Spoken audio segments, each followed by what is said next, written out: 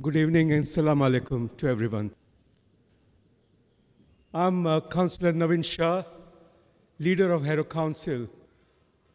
I'd like to give a very warm welcome to Zakir Bhai on behalf of Harrow Council and multicultural, multi-faith community of Harrow. You are very, very welcome.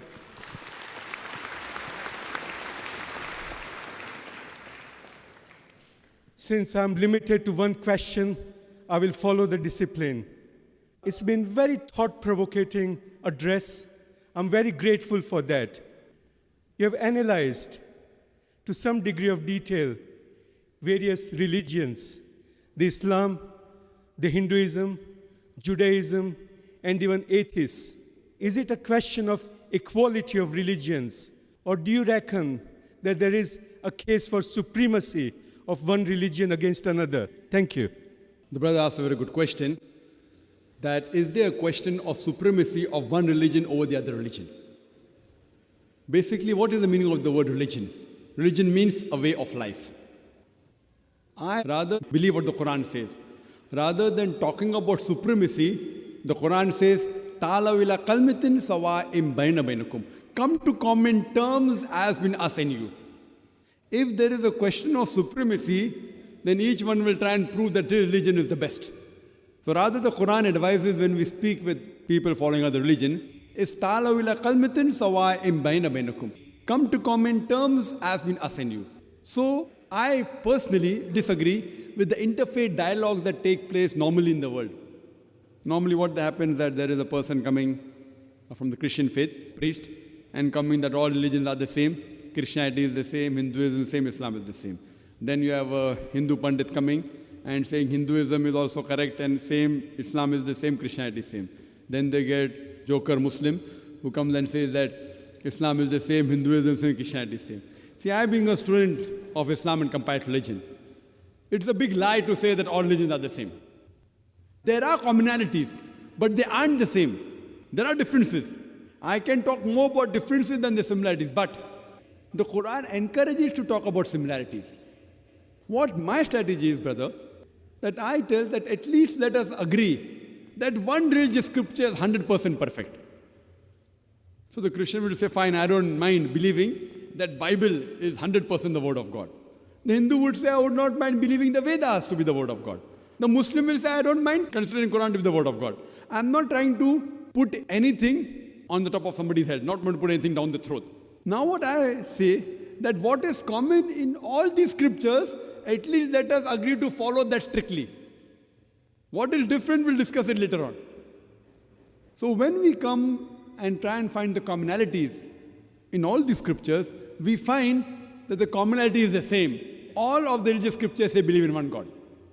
I gave you references from the Bible. Moses, peace be upon him, said in the book of Deuteronomy, chapter number 6, verse number 4, Shama Israelo, adne hinod nechad. Hear, O Israel, the Lord, our God, is one Lord. When Jesus Christ, peace be upon him, is asked that which is the first of the commandment, he repeated verbatim the same thing in the Gospel of Mark, chapter number 12, verse number 29. Shama Israelo, adnan hainu adnaikhad, which means, Hear, O Israel, the Lord, our God, is one Lord. If you read the Hindu scriptures, if you read the Upanishads, it's mentioned in Chandogya Upanishad, chapter number 6, section number 2, verse number 1, Ekkam evidityam. It's a Sanskrit quotation which means, God is one without a second. It's mentioned in the Shvetashatar Upanishad, chapter number 6, verse number 9. Nachasya kasij janita nachadipa, which means of that God, he has got no superior, he has no Lord, he has got no parents, he has got no mother, he has got no father, he has got no superior.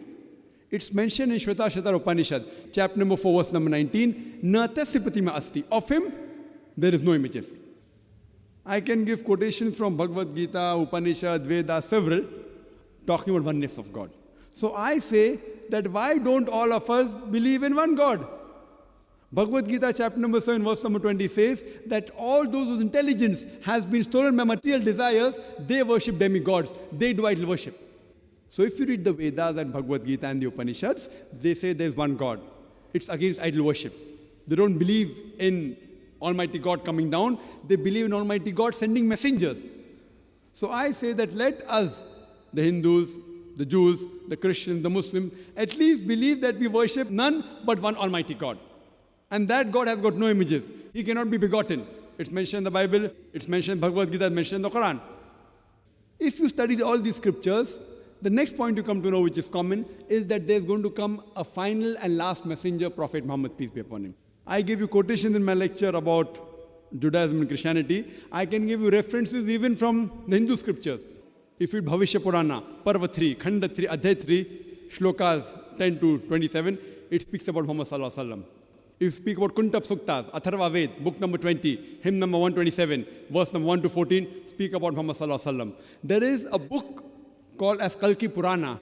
It speaks about an avatar, a Kalki avatar to come. It's mentioned in the Hindu scriptures in Kalki Purana that there is a final avatar, Antim Rishi, last messenger going to come, whose mother's name shall be Sumati, which means peaceful, which means Amina. It says the father's name shall be of one who worships Almighty God, Vishnu Yash. Translated to Arabic, it means Abdullah, the name of the parents of Muhammad Sallallahu Alaihi Wasallam. It says that he will be born on the 12th month of Madhav, which is 12th Rabi Awwal. It says that he will be the last and final messenger, Muhammad Sallallahu Alaihi Wasallam, last and final messenger. It says that he'll be held with 4 companions, talking about the first 4 caliphs of Islam. And on, he'll be born in the place which is known as peaceful, Sambhala, which is Makkah. He'll be born in the family of the chief of Makkah. I've given the talk on Muhammad Sallallahu Alaihi Wasallam Hindu scriptures. So second point of commonality according to me, after believing in one God, you have to follow the last and final messenger to come. That is Prophet Muhammad Sallallahu Alaihi Wasallam. It speaks about life after death. The Jewish scriptures, Christian scriptures, Hindu scriptures, and Islam. When Hindu scripture speaks about Punar Janam, it speaks about next life. It doesn't speak about life, death, life, death. That's a misconception. Punar means next, Janam means life. We believe in life after death, but not being born and death, born, dying. That's a misconception. So what I say, at least let us agree what is common. So all the major religious scriptures, whether it be Judaism, Christianity, Hinduism, Islam, speak about one God and speak about a final messenger to come whose name shall be Muhammad Sallallahu Alaihi Wasallam. So if all of them follow the last and final messenger, they'll have to follow the revelation given to him, have to follow the Quran. So rather than talking about supremacy, we have to go back. There's only one religion. And the one religion, as Allah says in the Quran, in Surah Al-Imran, chapter number 3, verse number 19, Inna Deena Indallahi al-Islam. The only religion acceptable in the sight of Almighty God is submitting your will to Almighty God. Islam. Submitting your will to Almighty God. It's not a label. A person by keeping his name Muhammad, Sultan, Abdullah, Zakir, he will not go to heaven just by having a Muslim name. Muslim is a person who acquires peace by submitting his will to Almighty God. So all the religious scriptures that came previously, brother, by the passage of time they have been changed. Quran is the last and final revelation which has been kept in its pure form. But in spite when all the other scriptures have been changed, according to the scholars, you read the books of Hindu scholars, of Christian scholars, they say the scriptures have been changed. But even after they have been changed, there are remnants of truth in them, which speak about the last and final messenger Muhammad Sallallahu Alaihi Wasallam and talking about one God.